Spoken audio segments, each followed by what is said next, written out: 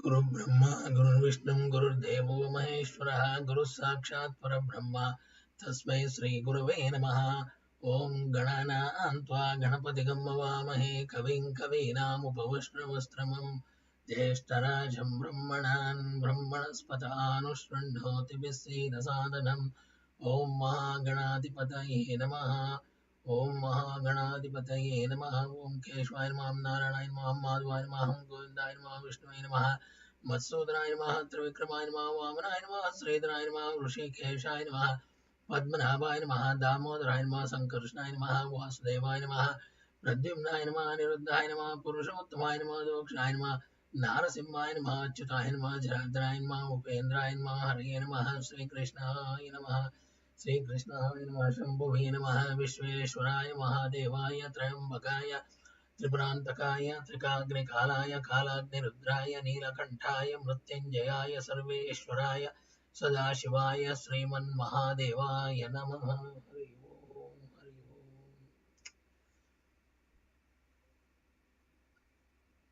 Lord Brahma, in the appearance of Vasanta Rutu, Lord Brahma told Narada that since the day he was humiliated by Shiva, he had he had feeling against him and wanted to take some steps against Shiva. I wanted to subdue the arrogance of Shiva by proving it to him that even he could be binded by attachment. I asked Daksha and sages like Marichi as to how this feat could be achieved. As a result, Rati and Kama manifested. I instructed Kama to influence Shiva by his powers. Kama agreed that, but he requested Brahmaji to create a suitably divine woman for Shiva. So Brahmaji and Daksha became worried, and during that time we exhaled fragrant air through our nostrils, which resulted into the creation of a spring season. Vasant Ritu came. The spring season was looking divinely beautiful in her physical form. So Brahmaji handed over the Vasant Ritu to Kama, and thus all the three of them, spring season, Kama and Rati, went to influence Lord Shiva, who was in a deep state of meditation. Shiva was in a deep state of meditation, the creation of Marganas and Kama's futile attempts. So Kamadeva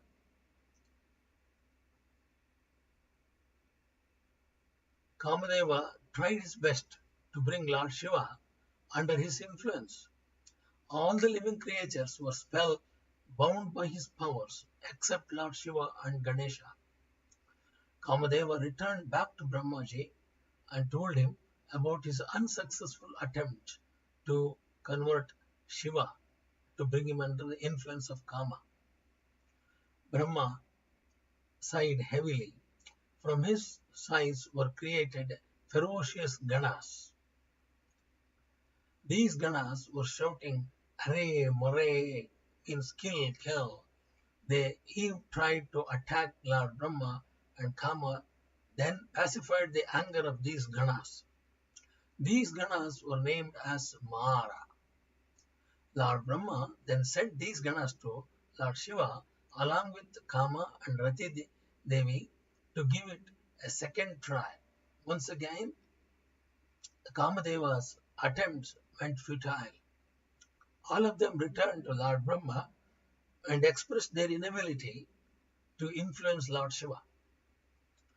Then the Lord Shiva was so strong in meditation that nobody can disturb him. Then Lord Brahmaji went to Vishnu. Lord Brahma then remembered Vishnuji, who appeared instantaneously. Brahmaji revealed about his intention to him.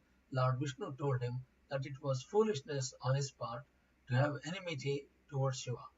But when Lord Brahma kept on insisting, he revealed to him that this could be only achieved by the blessings of Goddess Parvati. Lord Vishnu said, if she becomes pleased with you, then she could help you in achieving your goal by taking birth in a human form and having Shiva as her husband. Instruct Daksha to do penance so that Parvati takes birth in his house as his daughter.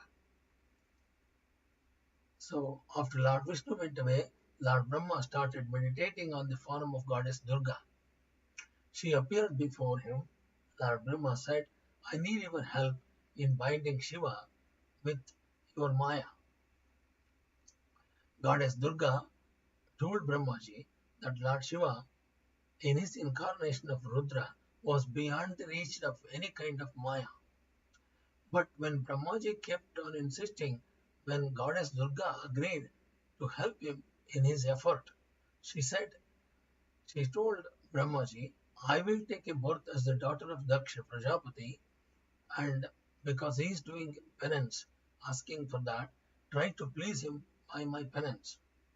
I will take birth as a daughter of Daksha Prajapati and try to please him by my penance. After assuring Lord Brahma, she disappeared. Lord Brahma too went to his abode. Daksha worshipped Devi. After that, with the permission of Lord Brahma, Daksha, his son, did penance for 3000 years. As a result of Goddess Jagadamba appeared before him. She blessed him by saying that she would take birth as his daughter and by her tremendous penance would attain Rudra as her husband.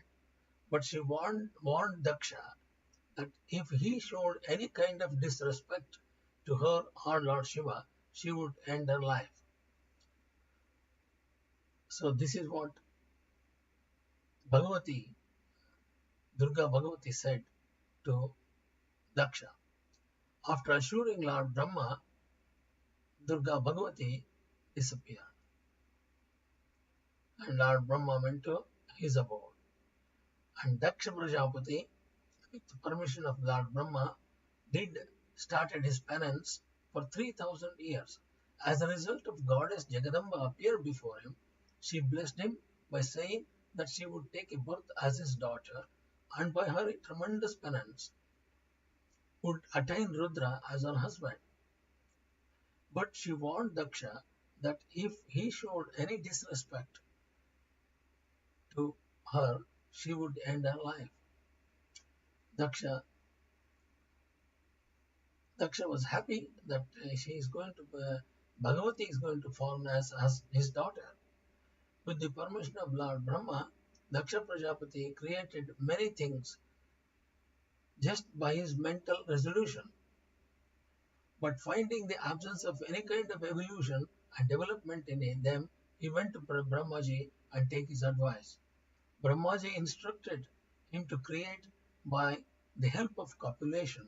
Daksha Prajapati then married Asikti, the daughter of Panchajana. 10,000 sons, including Haryashva, were born to them. But all of them were directed by Narada to follow the path of salvation and nirvana. After that, Daksha married Panchajani, from whom were born thousands of sons, but all of them followed the path of salvation and were not interested in the creation and marriage. Narada was instructed in changing their mind. Daksha Prajapati became very furious. Narada had cursed with Narada and cursed Narada to become an eternal wanderer. He said, you will never remain at a place for long. So that is the curse of Daksha Prajapati to his brother Narada. And then birth of Sati will take place.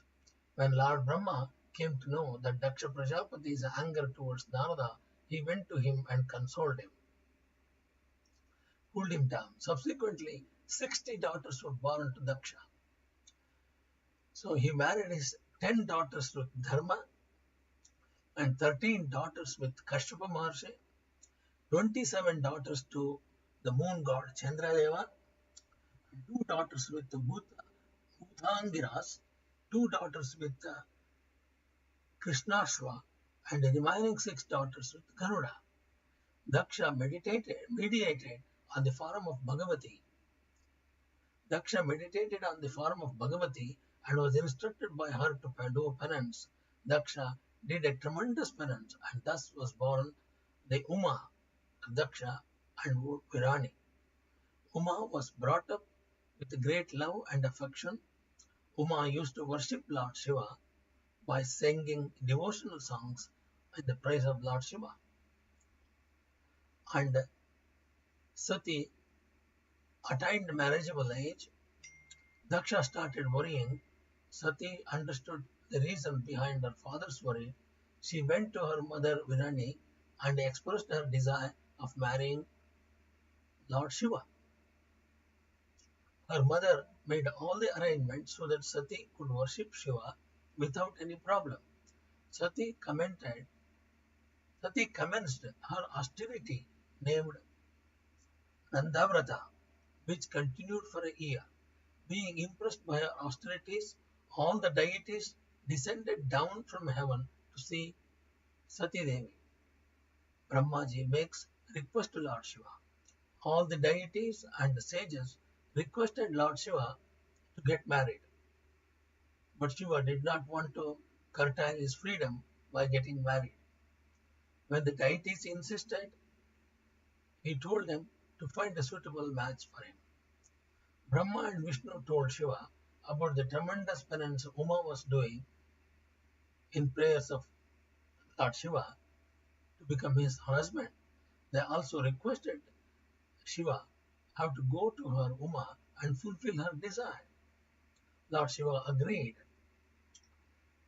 So after Uma had accomplished her penance named Nandavrata, Lord Shiva appeared before her and asked her to demand anything. Ribol, Uma, because of her shyness, could not say anything.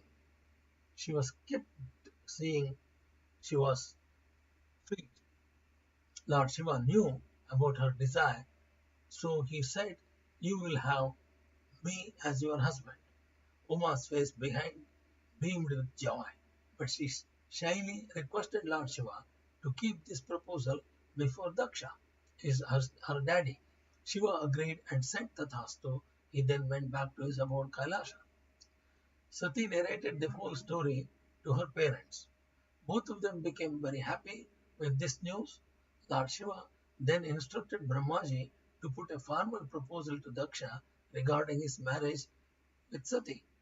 Lord Brahma went and informed Daksha about Lord Shiva's proposal. Daksha was very happy at the proposal because his daughter Uma likes Shiva. Brahma then came back to Lord Shiva. Lord Shiva was anxiously waiting for his arrival of Brahmaji. When Lord Brahma arrived, he curiously asked about Daksha's response. When Lord Brahma told him about Daksha's approval of the marriage, Shiva was also very pleased. At that, Lord Shiva proceeded towards Daksha's abode on the auspicious moment of Falguna Masa, Krishna Paksha, and on the 13th day of Falguni Nakshatra. Sitting on the back of Nandi and accompanied by all the Ganas, including Lord Brahma and Lord Vishnu, he reached Daksha's residence. The marriage procession was received by Daksha with a great respect and honor. Lord Shiva narrated Sati in an auspicious Lagna. Lord Shiva narrated Sati in an auspicious Lagna. Being pleased, all the deities were happy with Shiva, danced in joy. Lord Brahma faces Shiva. Daksha Prajapati presented invaluable things to his daughter Sati as dowry. Similarly, the Brahmins were presented with a large quantities of wealth distribution to all the Brahmins. Lord Brahma was enchanted by the divine beauty of Sati. With the desire to see her face, he put logs of wood which were wet into the Yagnakunda and poured ghee on them. As a result, the atmosphere was filled up with smoke. Now Brahma removed the piece of cloth which covered her face. When Lord Shiva discovered about his evil intentions, he ran towards him immediately, meaninglessly. Lord Shiva wanted to kill him, but the deities prayed to spare his life. Lord Shiva,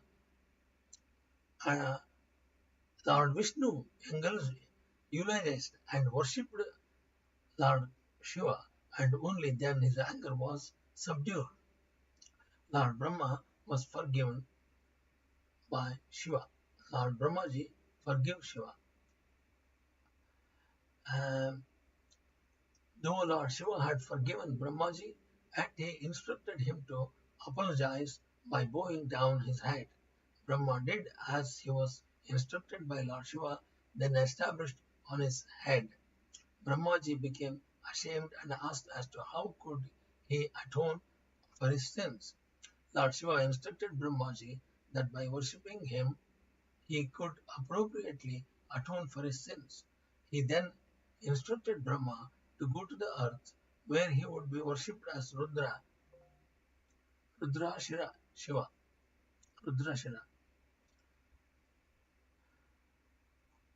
So Brahma went to the earth and worshipped Lord Shiva. Your worship would help the Brahmin in accomplishing every kind of work. Taking lessons from you people would not dare to have extramarital affairs. Your worship would help the Brahmin in accomplishing every kind of work. Shiva Shakti as husband and wife. Shiva and Shakti are treated as husband and wife. After reaching Kailasa mountain, Lord Shiva instructed all his ganas, attendants, not to disturb them, Shiva and Shakti. When all the ganas went away, Shiva and Shakti enjoyed a blissful union for 25 Deva years. Shiva Shakti depart for Himalaya. When the rainy season arrived, Shakti requested Shiva to make a residence in such a place so that they could not be disturbed by rain, etc. Lord Shiva smiled and said, Dear Sati, the clouds and rain will not dare to disturb if you are present by my side. No matter whatever, wherever we live, even if we live on the peaks of Himalayas. Sati requested him to make Himalaya as his abode. Lord Shiva agreed, and both of them shifted there to their new abode at Himalaya, where they lived for 10,000 Deva years. The importance of devotion in Kali Yuga. Sati requested Lord Shiva to enlighten her mind by giving discourses. Shiva revealed to her the importance of devotion in the Kali Yuga. He said that the value of knowledge, jnana, and asceticism, vairagya, would diminish to the extent of extinction in the era of Kali Yuga, and only devotion would help a man in attaining liberation. Lord Shiva said, I had burned the time, Kala, for the benefit of the devotees with my third eye. For the sake of my devotees, I even abandoned Ravana without any partiality. For the welfare of my devotees, I even instructed Nandi to punish sages, Vyasa, who was exiled out Kashi. Shiva preached on many topics like devotion, types of devotion, yantra, mantra, and scriptures. And then Sati developed a doubt. Devarshi Narada, who was listening to the divine tales of Shiva, narrated the Lord Brahma with rapt attention, requested him to describe about other characteristics of Shiva. Brahmaji said, once Lord Shiva, accompanied by Sati, arrived at Dandakaranya, where Sri Rama was wandering in search of Sita, who had been abducted by Ravana. After walking for some time, Lord Shiva saw Sri Rama and Lakshmana, and Lord Shiva made salutation to Rama. Sati was surprised at Shiva's behaviors. She asked Lord Shiva about the reason he made salutation to Sri Rama. Shiva told Sati that Sri Rama was his deity and an incarnation of Lord Vishnu. But Sati was not satisfied by this reply. She wanted to test whether Sri Rama was really an incarnation of Lord Vishnu or not. She disguised herself as Sita and went to Sri Rama, but Sri Rama recognized her real identity as she is Parvati and addressed her as mother. Sati was ashamed but asked Sri Rama as to why did Shiva made a salutation to her. Sri Rama narrated the following incidents and story. Shiva does not see Sati as his consort. Once the Lord Shiva requested Vishwakarma to construct a grand palace and a magnificent throne for him. When everything was ready, Shiva invited all the deities for the crowning ceremony of Lord Vishnu. Lord Vishnu was requested to be seated on the throne and was worshipped by all the deities, including Shiva himself. He assured Lord Vishnu that all of his Vishnu's incarnations would be shown respected by Shiva devotees also. Rama as the incarnation of Vishnu. Sati was now completely satisfied. She was also ashamed of herself that she was doubted Shiva's words. She went to Lord Shiva. Lord Shiva stopped looking at Sati as her consort because she had personified herself as Mother Sita. This fact was even corroborated by heavenly voice. Now Sati's heart was filled up with sorrows.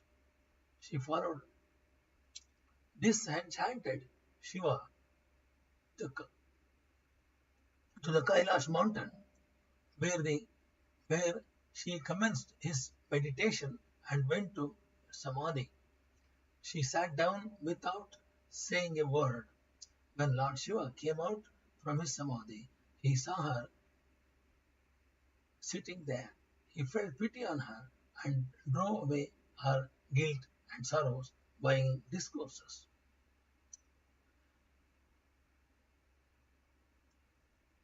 Daksha's animosity towards Shiva.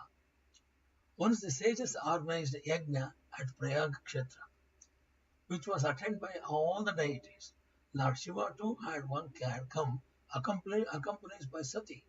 He was eulogized and worshipped by all the deities and the sages. Daksha arrived there and after making salutation to Lord Brahma, sat down without showing any kind of respect to Shiva. After that, all the deities and the sages came and made salutation to Daksha, but Shiva sat where he was sitting. The ignorant Daksha cursed Shiva that from now onwards Shiva's share would not be kept in the yajna.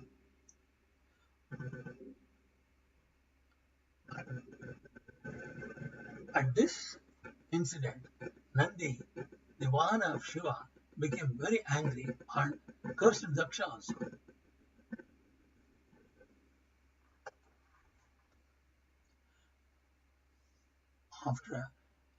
At this incident, Nandi, the Vahana of Shiva, became very angry and cursed Daksha that from today onwards the Brahmins would fail to understand the essence of Vedas. Lord Shiva then pacified Nandi's anger and both of them went back to their abode. Daksha too went back to his place and started having hatred towards of Shiva. Daksha performs the yajna. Daksha organized a yajna at Kanakhala in which everybody except Shiva and Sati were invited. Sage Dadichi arrived and not finding the seat for Shiva, went back saying that it is impossible to accomplish yajna without Lord Shiva arrival. Then Daksha commenced the yajna with the assistance of other sages who were present there. Sati's arrival at the oblation site. Yajna. When Sati saw all the deities going happily, she became curious to know where they are going. She requested her companion to ask the Chandradeva as to where he was going in such a cheerful mood. The moon told her the Chandradeva told her companion that they were all going to attend Yajna ceremony being organized by Daksha Prajapati. Sati was very surprised at this information.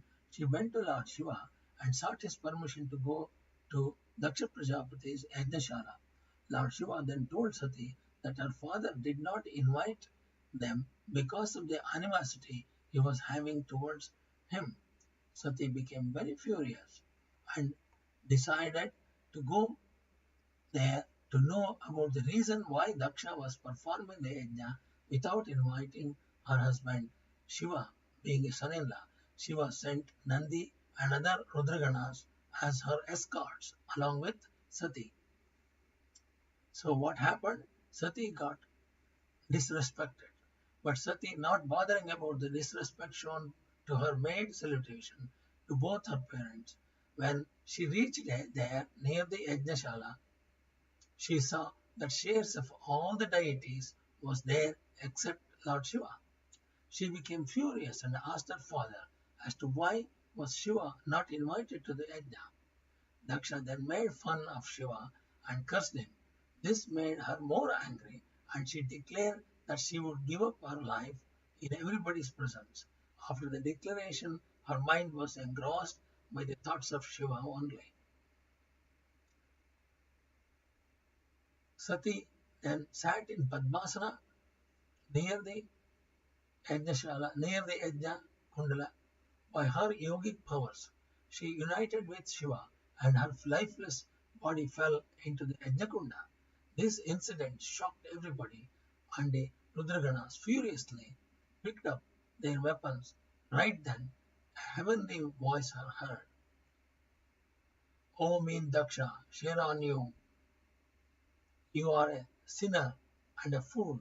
Now you are certain to face the wrath of Lord Shiva. Because of your act, the deities too will have to suffer. Daksha became scared. He immediately, eluding to Lord Vishnu, he started praying Lord Vishnu. At that time, what happened? Manifestation of Veerabhadra and Mahakali came. When Nandi informed Shiva about the Sati's going into the Yajnashala fire, he became very furious. He angrily pulled out some few hairs from his head and dashed it against the mountain, which got divided into two parts. From one part manifested the valiant Veerabhadra, and from the other part, Mahakali. Veerabhadra and Mahakali were instructed by Shiva to destroy the yajna of Daksha and to kill all the people who were present during the time of Sati's death, including the deities and sages. So Veerabhadra and Mahakali assembled their army. After getting the instructions from Lord Shiva, Veerabhadra marched with a huge army of Shivaganas, which included mighty Shivaganas like Dakini, Bhairava, and Kapilasha, etc. Goddess Kali to join him with her army, which consisted of all her 9 incarnations like Katyayani, etc. As the army marched on, the numerous auspicious signs were visible. Daksha experiences inauspicious signs at his place. On the other hand, Daksha experienced many inauspicious signs. His left arm, and left thigh started throbbing. He saw the vultures flying over his head. He heard the sounds of jackals and howling. Lord Vishnu reaches Daksha. Daksha then prayed to Lord Vishnu to rescue him from the imminent wrath of Lord Shiva.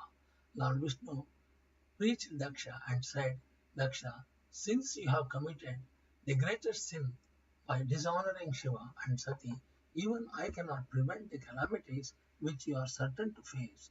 As Lord Vishnu was preaching Daksha, suddenly there was a loud commotion. The army of Veerabhadra had arrived. Daksha was frightened and again prayed to Lord Vishnu to save his life. Lord Vishnu again expressed his helplessness and told him that because of him, all the deities too would have to suffer. Lord Vishnu told Daksha that because of his mistakes, all the deities would have to suffer. Daksha Daksha gets his head served. Daksha gets his head severed. A terrible battle was fought between the Shivaganas, Virabhadra, and deities. The deities got defeated and fled away. The deities who supported Daksha defeated. They went to Lord Vishnu and sought his help. Lord Vishnu decided to fight on his side of on the deities. The battle commenced for the second time. Lord Vishnu, having a dual fight with Virabhadra and deities, were fighting against his army. Suddenly, everybody heard a heavenly voice which said that Virabhadra was invincible. Hearing this, Lord Vishnu and Brahmaji went to their respective abode. Daksha ran for his life and hid himself behind the altar where the yajna was being performed. But Virabhadra pulled him out from there and severed his head. He then threw his head in the Agnikunda of Yajna. After this, he returned back to his Kailasha, accompanied by his army. Contention between Kshava and Dadiji. Narada, who was listening to the divine tales of Shiva with rapt attention, was very curious to know about the reasons why Lord Vishnu attended the yajna where Shiva was not invited, and why did he fight the battle against Virabhadra despite knowing about his invincibility. Lord Brahma told him that all this happened due to the curse of sage Dadichi. In the ancient times, there used to live a king called Kshuva, who was a great friend of sage Dadichi. Due to some reasons, both of them developed animosity towards each other. Dadichi considered himself superior because of being Brahmin. On the other hand, Kshuva considered himself superior on account of his wealth and became king. On the other hand, the dispute took a worse turn when Dadichi punched him on his head. As a result, Kshuva fell down unconscious. When he regained his consciousness, he attacked sage Dadichi with his weapon named Vajra, which injured Dadichi. Dadichi sought the help of Shukracharya. Shukracharya healed his wounds by his mantras. He also taught Dadichi the Maha mantra. Dadichi then did tremendous penance to please Lord Shiva. Lord Shiva appeared before him and blessed him with 3 boons. They were his bones would become as hard as lightning Vajra. He would not be killed. He would never be humiliated. Lord Shiva appeared before him and blessed him with 3 boons. His bones would become as hard as Vajra, diamond. He could not be killed and he would never be humiliated. So Dadichi got these 3 boons. Dadichi again went to fight Kshuva. He kicked him. In return, Kshuva too attacked him with his weapon named Vajra, but did not have any effect on Dadichi as his bones had become as hard as lightning. King Kushva did a tremendous penance to please Lord Vishnu. Lord Vishnu revealed to him that Dadichi had become immortal because of the blessings of Lord Shiva, but assured him that we would certainly help him in defeating Dadichi. Battle between Vishnu and Dadichi started. Lord Vishnu then visited the hermitage of sage Dadichi, disguised as a Brahmin. On being asked by Dadichi about the purpose of his arrival, he said that he had come with a desire of a boon on his heart. Sage Dadichi, by his yogic power, came to know about the real identity of a Brahmin. He told that he had been caught. Lord Vishnu was ashamed. Lord Vishnu then went back to Kshuva and instructed him to go to sage Dadichi and act as if he had accepted his superiority. Shiva went to sage Dadichi and said as he was instructed to do. But Dadichi did not believe his words. Now Lord Vishnu became angry and tried to kill him by his Sudarshan Chakra. But he was not successful, as the chakra which was given by him by Lord Shiva himself was not willing to harm the devotee of Shiva. Lord Shiva then tried to kill Dadichi by shooting volley of arrows. The deities too attacked with their weapon. Sage Dadichi threw a handful of Kshuva grass, initiated with mantras, towards them, which destroyed all the weapons of the deities. In the meantime, Lord Brahma arrived on the scene, accompanied by Shiva. He told the deities, that is Devas, that it was futile to fight with Dadichi, as he was invincible due to the boon given by Lord Shiva. Ultimately, King Shiva begged his forgiveness for his offense. Dadichi forgave him, but cursed Vishnu, including all the Devas, that they would be burned to ashes by the wrath of Rudra. This was the reason why all the deities, all the Devas, and Lord Vishnu attended the yajna organized by Daksha and got defeated by Virabhadra. The Devas go to the Lord Shiva. The next step, the deities, that is Devas, after being defeated by Virabhadra, went to Brahmaloka and narrated everything about the destruction of Daksha's yajna and also how his head was severed by Virabhadra. Daksha, being the son of Brahmaji, Brahma became very sad. To bring Daksha back to the life and to accomplish the still unfinished yajna, he went to Lord Vishnu to take his help. All the Devas accompanies him also. Lord Vishnu told them that it was wrong on the part of Daksha to have shown disrespect to Shiva. The deities, that is Devas, were wrong to support him. Lord Vishnu then went to Kailasha mountain, accompanied by Lord Brahma. All other Devas were arranged with him. All them worshipped Shiva. They also requested him to bring Daksha back to the life. So Lord Shiva became very pleased with the Devaganas and agreed to make Daksha alive. All of them went to Kanakala, the place where Daksha had organized the yajna ceremony. Virabhadra too accompanied him. When they reached the place, the Lord Shiva could not hold his laughter.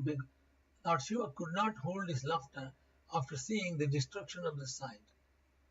Anyway, he joined the head of a goat to the torso of the Daksha's body and made him alive. He also compensated.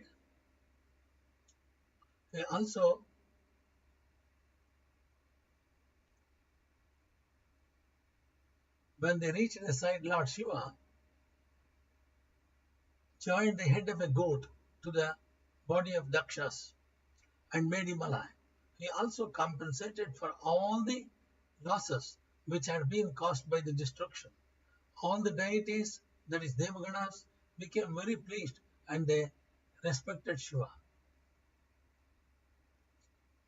Daksha organizes the yajna again, becoming pleased by the invocation and eulogy of deities.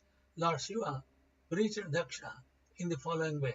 The person who has the right knowledge, jnana, is the supreme among all the human beings. An action which is performed in one's ignorance and jealousy does not liberate a man from his world bondages. Lord Shiva said, the person who has the right knowledge, jnana, is the supreme among all the human beings. An action which is performed in one's ignorance and jealousy does not liberate a man from his world bondages. An action which is performed in one's ignorance and jealousy does not liberate a man from his world bondages.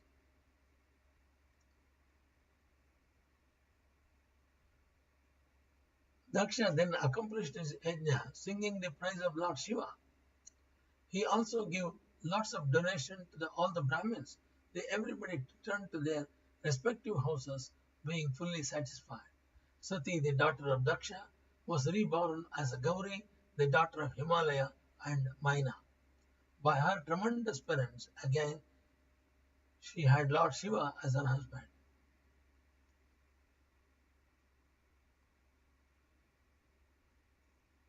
The next chapter is Parvatakhanda. Himalaya marries Maina. Om नमोस्तु अनंताय सहस्रमूर्तये सहस्रपादाक्षरभो सहस्रनामने पुरुषाश्रये सहस्रकोटियुगधारिणे नमः सहस्रकोटियुगधारिणे नमः ओम शंभवे नमः विश्वेश्वराय महादेवाय त्रयंबकाय त्रिपुरांतकाय त्रिकाग्निकालाय कालाग्निरुद्राय नीलकंठाय मृत्युंजयाय सर्वेश्वराय सदाशिवाय श्रीमन्महादेवाय नमः श्रीमन्महादेवाय नमः ओम हाईं ह्रीं क्लीं चामुंडाय विच्चे ओम हाईं ह्रीं क्लीं चामुंडाय विच्चे ओम हाईं ह्रीं क्लीं चामुंडाय विच्चे ओम शंभवे ओम ओम नमोस्तनंताय सहस्रमूर्तये सहस्रपादाक्षरभो सहस्रनामने पुरुषाश्रये सहस्रकोटियुगधारिणे नमः सहस्रकोटियुगधारिणे नमः आकाशात् परितं यदागरसागरं सर्वदेव नमस्कारः श्रीकेशवं परिगत्यो नमः सर्ववेदेशत्पुण्यं सर्वतीर्थेषु यत्फलं तत्फलं पुण्यमाप्य वासनाद् वासुदेवस्य वासन्ते जगत्रयं सर्वभूतनिवासोऽसि वासुदेवस्ते कायेन वाचा मनसेन्द्रियैर्वा बुद्धात्मना प्रकृते स्वभावात् करोमि यद्यत् सकलं परस्मै नारायणाय समर्पयामि नारायणाय समर्पयामि